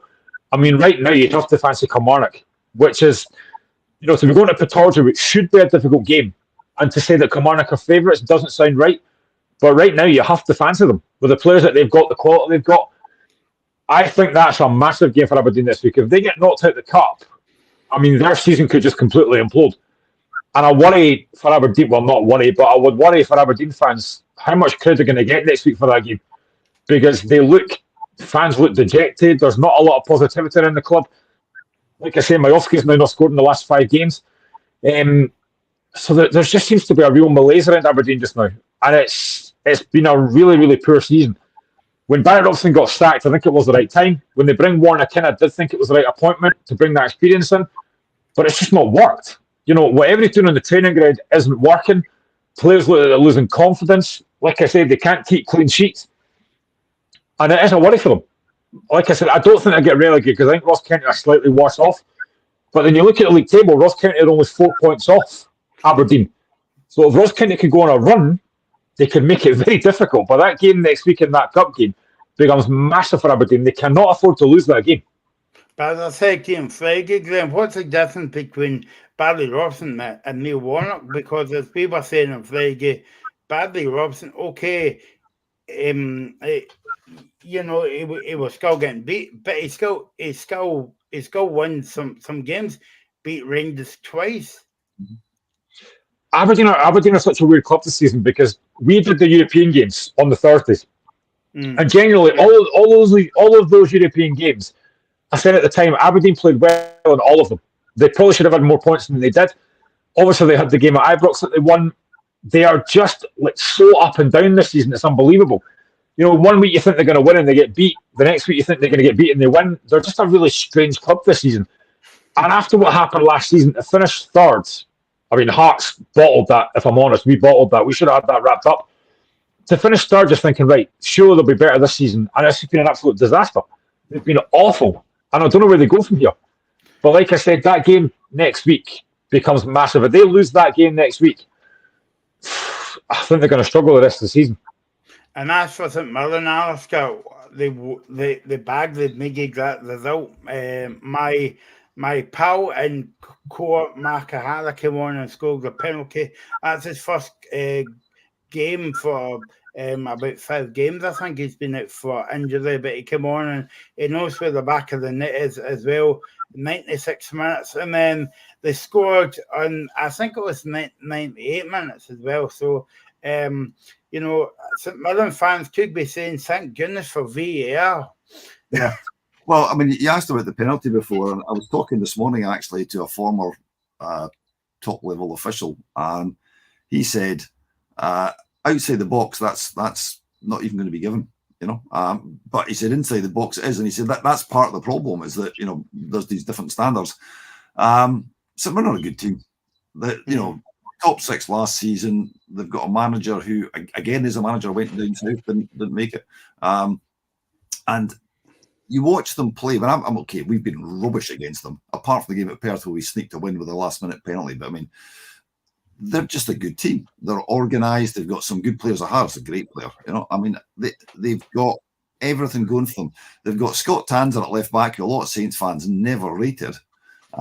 He got better over the seasons with us, but he's been a really solid... He's not quite so good defensively, but he's one of the best attacking left backs in the country in terms of putting across a really dangerous ball from the left. He is very, very good at that. So they're going to be quite comfortable. I'll be amazed if they don't finish in the top 6. I think the league is, the top 3 are done. It's a question of who's first or second. Hearts will be third. After that, I think Kilmarnock and St Mirren are nailed on for next. All that's up for debate is who goes down and who's 6th. Parking the Duffy household tonight, I feel, because Hearts has beat Celtic 2-0 and Hearts are beating Dundee United 2-0 as well in the Premiership game. And the women's game, we'll keep you up to date on that before we go off air. I mean, I suppose it's been a funny old season for St Mirren, Graham, but you know, they just need to keep doing what they're doing. And they could make the top 6. I think they will just sneak in there, if I'm honest. They've had a good season, to be honest. And I quite like Robertson. He's a good manager. I know that a lot of Hearts fans wanted him earlier on, which I get because he's a good manager. But they are, you know, again, it's the consistency thing. You know, they'll win next week, they'll win this week, and they'll probably lose next week. It's just keeping that consistency going. But I think they'll probably will finish top 6. That top 6 is going to be interesting. I think it will be Rangers, Celtic, Hearts, Kilmarnock, St Mirren, and then another, potentially Hibs. But it's just so tight. You know, that 6th place is going to be very difficult because I think there's like 4 games left before the split. It is very interesting to see who's going to get that. But it's a big win for St Mirren yesterday, and I don't think any St Mirren fan would need to see that coming with 2 minutes to go. But what a result that is. But they've now got to build on that as well. But they've had a great season so far. They really have, and fair play to them. Huge win yesterday. Okay, let's go into the game of the weekend then. St Johnstone won, Livingston won, and Alaska was at the game. And VAR might come up on this again. I'm not sure. It's a theme about all this show. This is a VR special, by the way. Graham, I know that we were talking about doing a VR special show, right? But could this not be it? You know, because we've got VR in every game, apart from Pennycook. I don't know if any incidents went to VR in the Pennycook game. We'll get to that very soon, actually. Maybe about 5:05. No, I'm only kidding, actually. Alistair, before we get into this game, obviously me and Graham saw the highlights last night. What was your take on the game? Well, I think just before I give you my take on the game, I might point out that Genefield, Swifts beating Pennycook shows there's at least one team in Perth that can attack. You know, so, do you know what? There were some Saints fans who thought we'd turned the corner because we'd won at Aberdeen. I think there were an awful lot more who were actually going to wait and see what happened. And fair play, we actually played the same formation. We had 4 at the back, not 5. We played 3 up front. Livingston had worked out that St Johnstone's sole tactic just now is to try and play long balls for the speed merchants to try and get onto. And they suppressed that. And they did what Livy do. They got a goal, which again, you talk about the incident today. If the St Johnstone player had actually thrust his head towards the ball so that the guy's foot, Shinnie's foot was actually almost making contact, would have been disallowed. Don't know. But the fact of the matter, he didn't. It was lobbed into the goal, and at that point, you just thought, I know what's going to happen now. Livingston will do what Livingston do brilliantly. They break up the game. I mean, they did it beyond brilliantly. It was actually getting quite tedious. We had 8 minutes, actually probably 10 at half time, because there was a gap in play during that 8 minutes. And we huffed and puffed. We didn't look like scoring. And as the game went on, we were just getting fed up. We didn't look like we had the guile and the wit to break them down. And then you have we'll come on to the penalty thing in a minute or two, but I mean, when you've got a player like Nicky Clark, when you watch it, you've got Carey who's got quality, and you see Clark goes up for the header and he puts it exactly where he wants to put it, and that's the draw. A little bit before that, only other decent move we had down the right when Stevie May actually had come on as a sub and he missed the header. That's the kind of one you want Clark on, because Clark will put that in the net. We had one other chance before half time, but neither team deserved a draw because both were rank. It was great and boring, and all things we've talked about today about wanting to watch football where teams are attacking and trying to win. 2 teams that are petrified of losing, and it's not going to make fans want to go back. And then you've got this penalty thing. If there was no VAR, most people wouldn't have had a clue. I had no idea. You hear the fans in their part of the ground shout for it because they're a bit closer than you. Where I am is kind of almost on the halfway line in the main stand, the west stand. All we could hear was the east stand going up for a handball, but they do that all the time, All fans claim for hands. It wasn't until you saw it back and you thought, wait a minute, Shinnie's actually put his hand right in front of Nicky Clark's head and knocked the ball away. Never mind, go back to your comments earlier on, Michael, about people putting their hands in their pockets. I'm with you on that. This is so bad, and VAR doesn't pick it up. It is off the scale bad.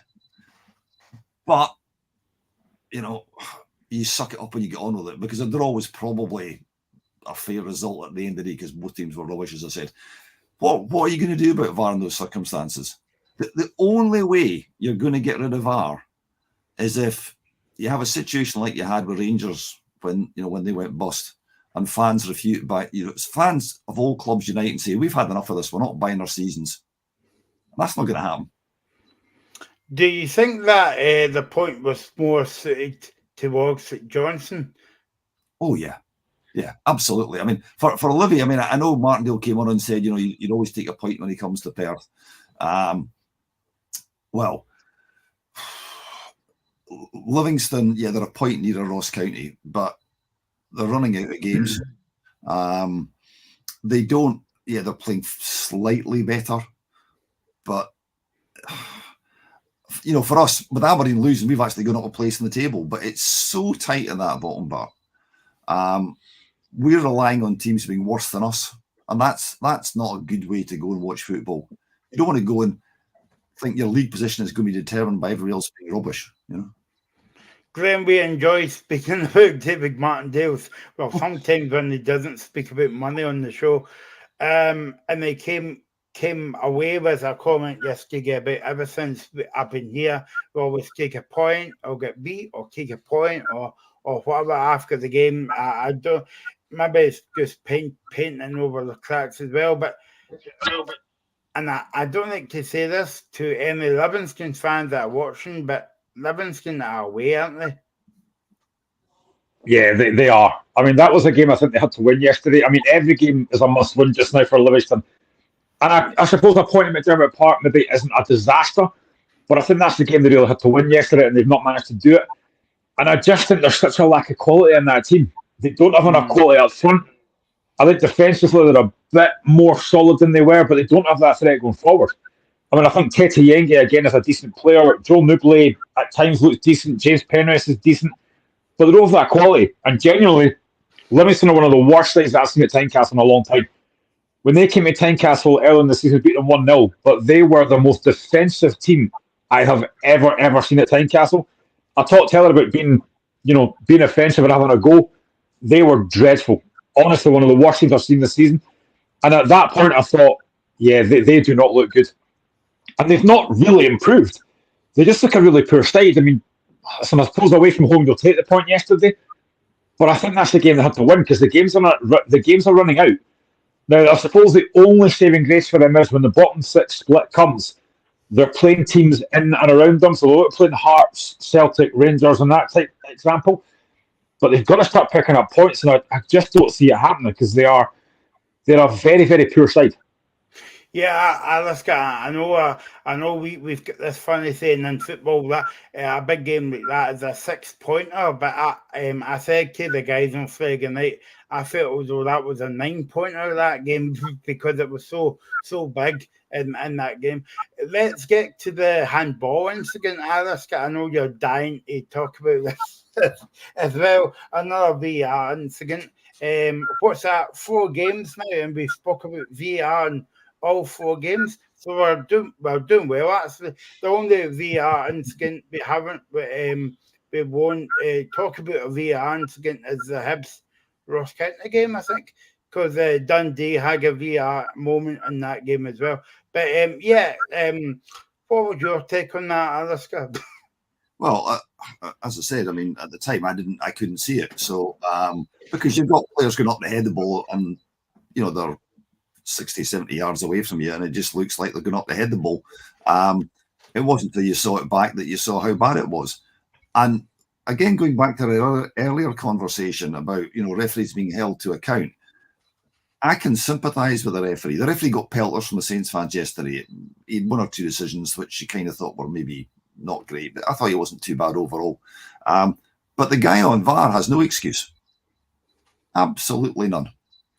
And when they do their analysis at the end of the season, and I'm sorry, this is the authorities marking their own homework here, I wonder if that'll be classified as a mistake. An honest mistake. An honest mistake. It's an honest mistake. But let's just say we were in Livy's position and we get relegated on the back of that by 1 point. Yep. Yeah, that's what I said to you about the Hearts and Celtic game and whatever today, but that's going to cost a team, Alistair, like going down. Yeah, I mean, having said all that, the thing for me, I mean, go back to the Scottish Football Supporters Association research last year, which was widely reported. 2/3 of fans would actually rather put up with incorrect decisions than have the pain of VAR. So the majority of fans would rather just suck it up and go, look, we know we'll get some, we know we'll lose some, but we'd rather just not have this horrendous wait.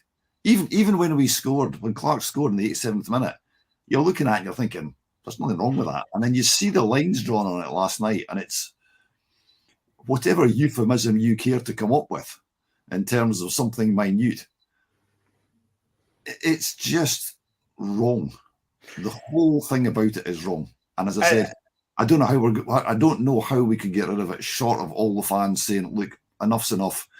We're not renewing our season tickets till the clubs vote against it because they're the guys who can stop it.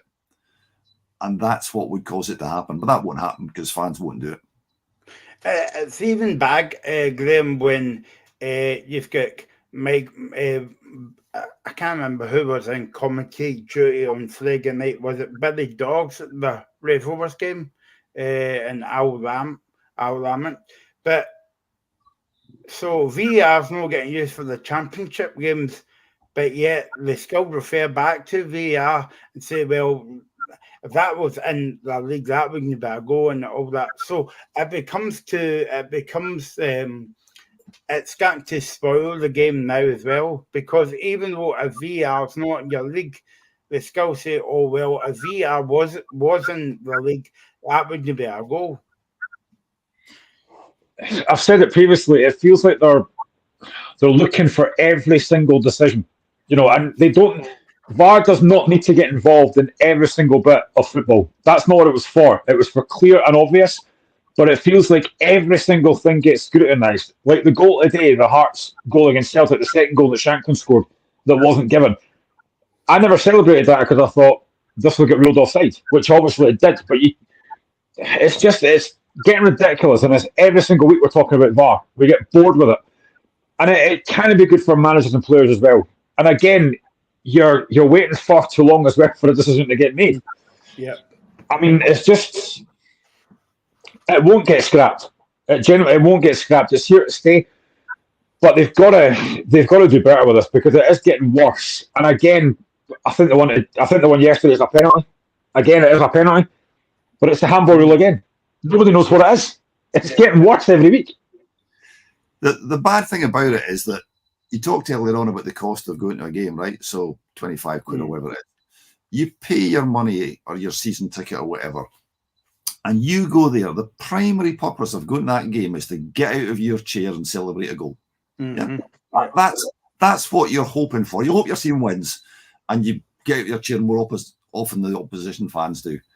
And VAR just sucks the joy out of that moment. So what is the point of paying that money to sit there, as Graham says, for far too long, far too often? It just is destroying the game. I know I kind of agree with Graham in the sense I don't think we can get rid of it, but I'm not entirely convinced. I understand that some countries have looked really seriously at getting rid of it.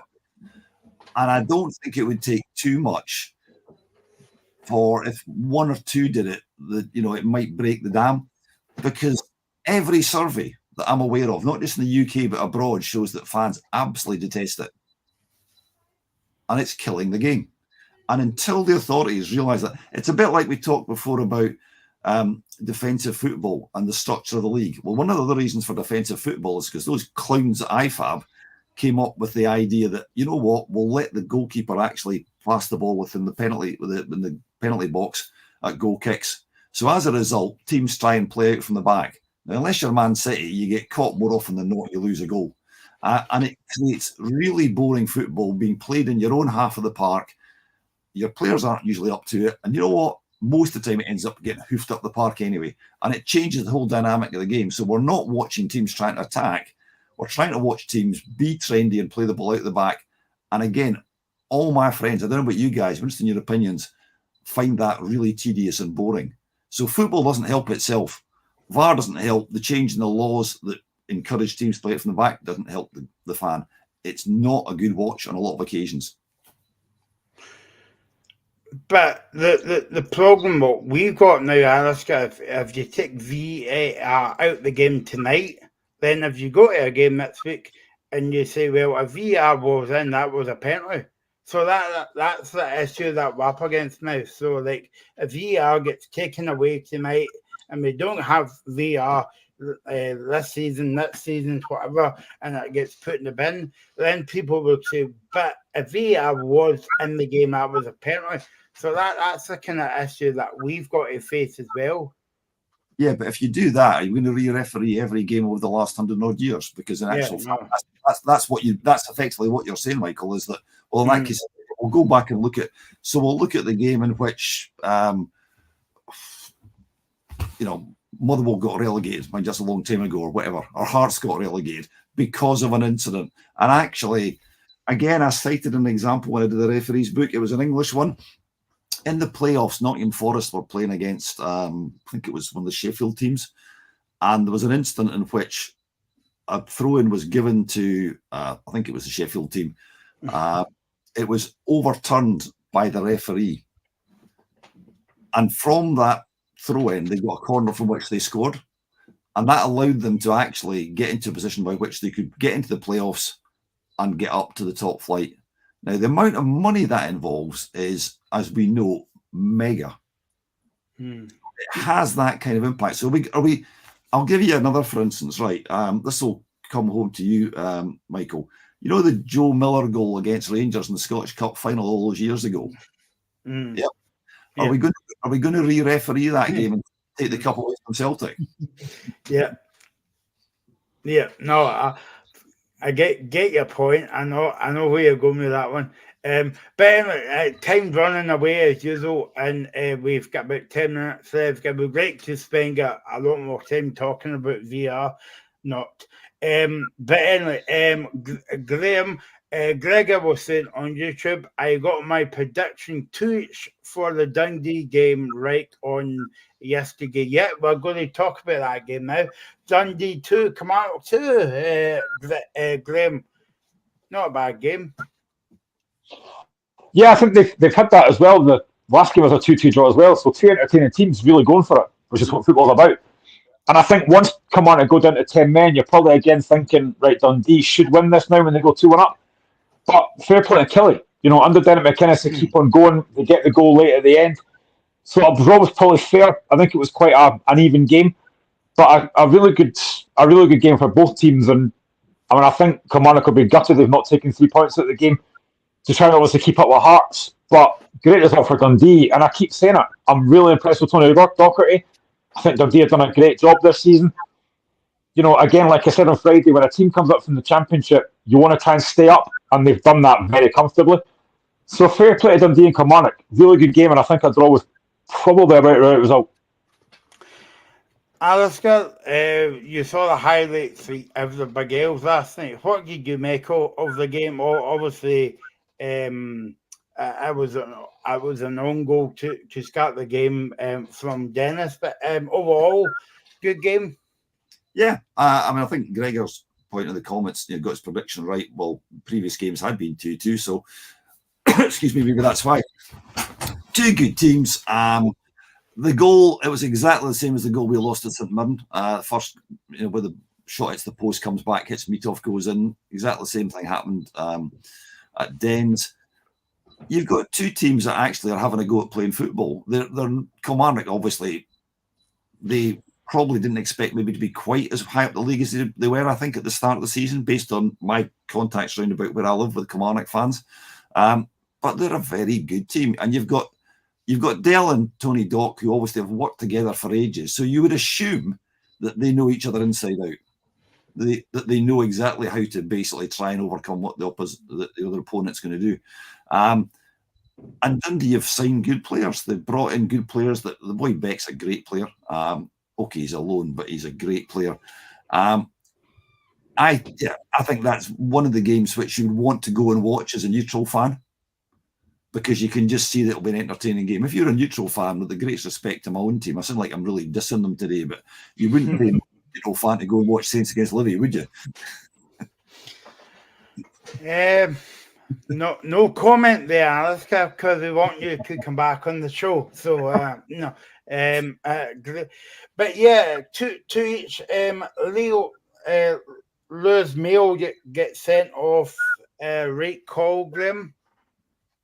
Yeah, it was. It was the last man. It wasn't the box, so it was the right call. I've no issue with that. I think they got that absolutely spot on, which is a shock. We've actually commending a referee in here. But yeah, I think it was the right call. And like I said, though, fair play to Kilmarnock, because with 10 men, they could have easily thought, well, this game's gone now, but they didn't. They managed to fight back and get the goal later on, so fair play to them. But honestly, as I said, two really good sides having a really good season, so a draw, probably no surprises there, to be honest.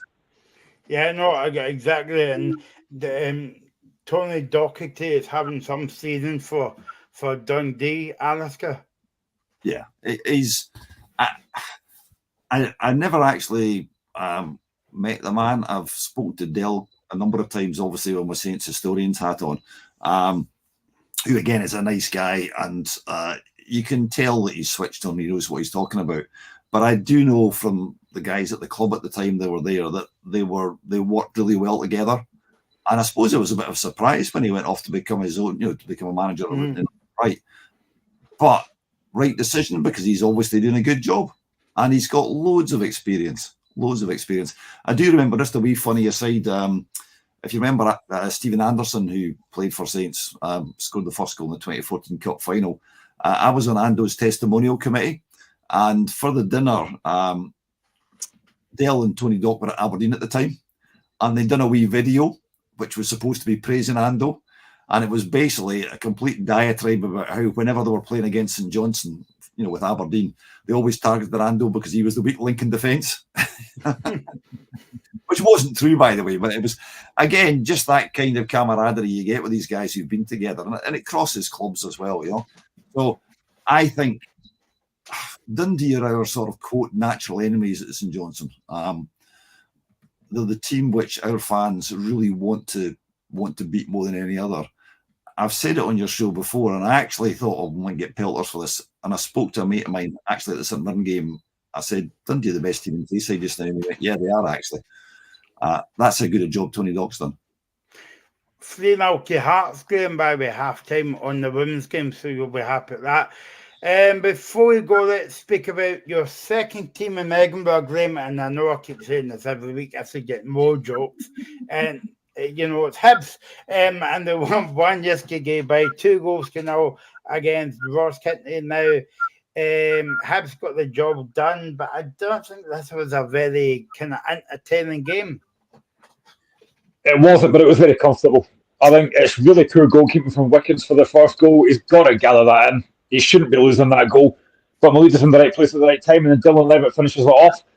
Ross Kennett didn't really do a lot. They had a chance though at 1-0 down. Brophy, I think, should score. He's got a great chance to equalise there. I think he should score. But Hibs got the job done, and they've done all right the last couple of games. They've managed to obviously get a draw with Hearts. They've won comfortably yesterday. They've got a big cup game against Rangers at Easter Road next week, which I didn't know fancy, but it was very comfortable. County, I don't think, offered enough until that Brophy chance, but very comfortable for Hibs in the end. Okay, so let's round up the championship scores. The game in Friday night, never saw this one coming, Graham. Arbroath 2, Rayforth 2. The game yesterday, Airgrey 1, Queen's Park 1, Gunfermline 2, Ayr United 0, Greenock Morton 0, Inverness 2, and Packet Thistle 1, Dundee United 1. Was there any shocks there for you guys yesterday? I think Morton getting beat at home. Yep. Yeah, no, very much. Yep. Yeah, no, Morton were on such a good run, and Inverness obviously aren't. So yeah, I agree with Graham. That was a surprise. Arbroath, brilliant result.